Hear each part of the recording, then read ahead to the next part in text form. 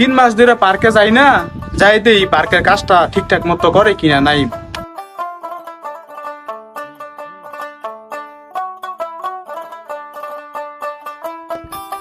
পার্কের দি সব কাম রইছে নাই মে নাকি কইলো একদিনে সব কাম শেষ করে লাইব।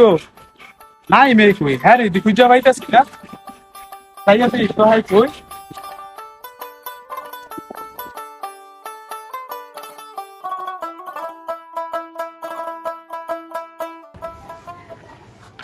জমিদারের বাচ্চা দি কুমার, হ্যাঁ বলে একদিনের ভিতরে আমার পার্কের সব কাম শেষ করে লাইব। হ্যাঁ বেটা মহাজন কেমন আছেন মহাজন? ঠিক আছে, কেমন আছিস? ঠিক আছে জমিদারের বাচ্চা, তুই যাও নাই তখন তুই ঘুমাস, তোর কি বেতন দা রাখছি না?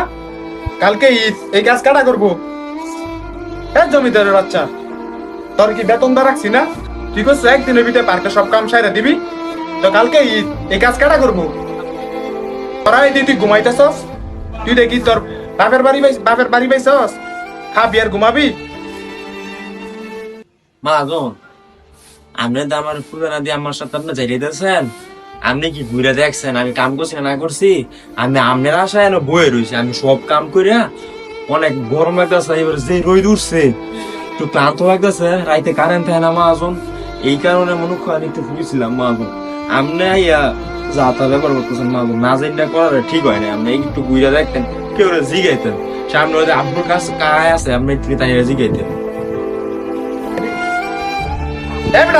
তোর মতো হকিনের দিকে জিগাই তুইব কি আকবর কারে জিগামু না হেমুক জিগামু পার্কের মালিক হইছে আমি, আমি যা কমু না তাই চলবো।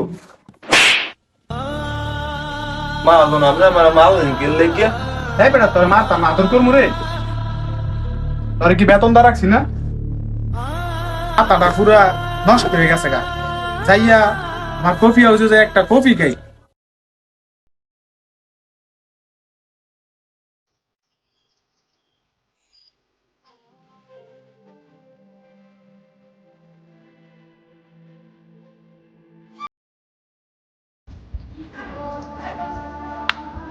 কফিটা খাওয়া শেষ, পুরো পার্কটা ঘুরা দেখি কাজ সবগুলা কমপ্লিট হয়েছে কিনা।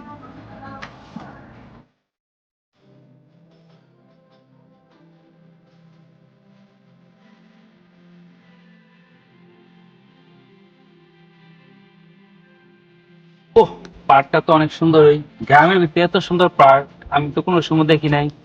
যাই পুকুর পাড়টা একটু ঘুরে দেখেছি, ওই জায়গাটা আরো সুন্দর হইতে পারে।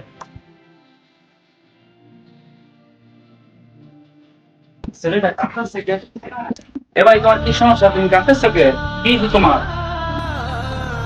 সমস্যা না স্যার, এই সে মাইনছেন এলো কাজ করে দেয় মহাজন, অপমান করলো তার বাবা। তুমি কি করছো থাবা মালবে?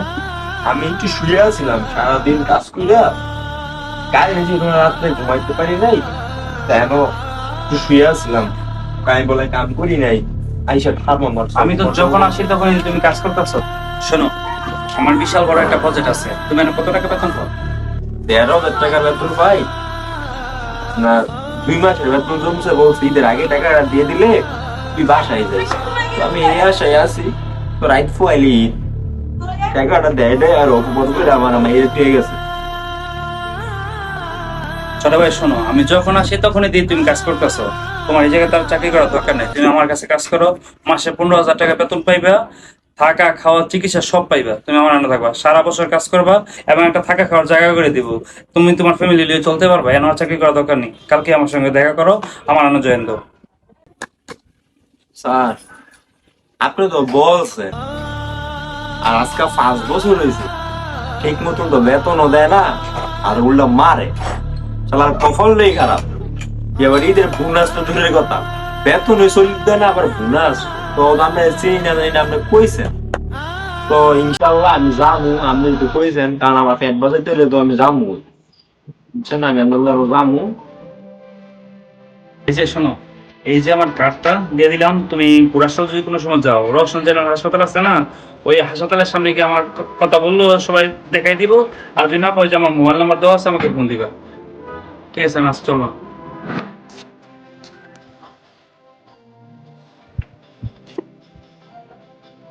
কাজ তো ঠিকঠাক মতো সবকিছুই করছে, হ্যাঁ তো আমি অযথা মারলাম, কাজটা তো ঠিক করিনি।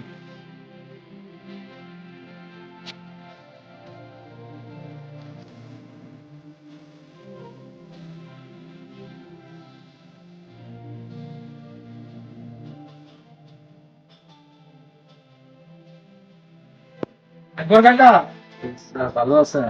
জি, আপনি ভালো আছেন? আমি আলহামদুলিল্লাহ ভালো আছি। আমার কাজের ছেলেটা নাইম, তাই কি ঠিকঠাক মতো কাজ করে? ও না, এই মাত্র কাজ করে আমাকে গেল বাড়িতে, যাইলো যে 6টা বাজে উঠে কাজ করতেছে। আমি তো যাই দিয়ে ঘুমাইতেছে। না, এই মাত্র গেল কাজ করে শেষ করে এই করছে এই কাজ। আমি হ্যাঁ রে, আমি তো মনে করছি হ্যাঁ কাজ করে না, হ্যাঁ তো আমি নাই জোর করছি। না গো, সাই কাজ করে ঠিক মতো আপনার ছেলে। আমি কাজটা ঠিক করছি। জি না, হ্যাঁ, কাজের ছেলে কাজ করে ঠিক মতো, সবসময় কাজ করে। আজকে 6টা বাজে উঠে কাজে লাগবে।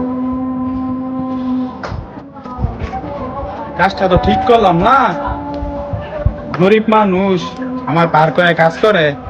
আজকে যদি বড় লোক হইতো তো কি হ্যাঁ বাপ মা ভালাই শুইয়া এই ছিলেন তাই আমার অনেক কাজ করতো।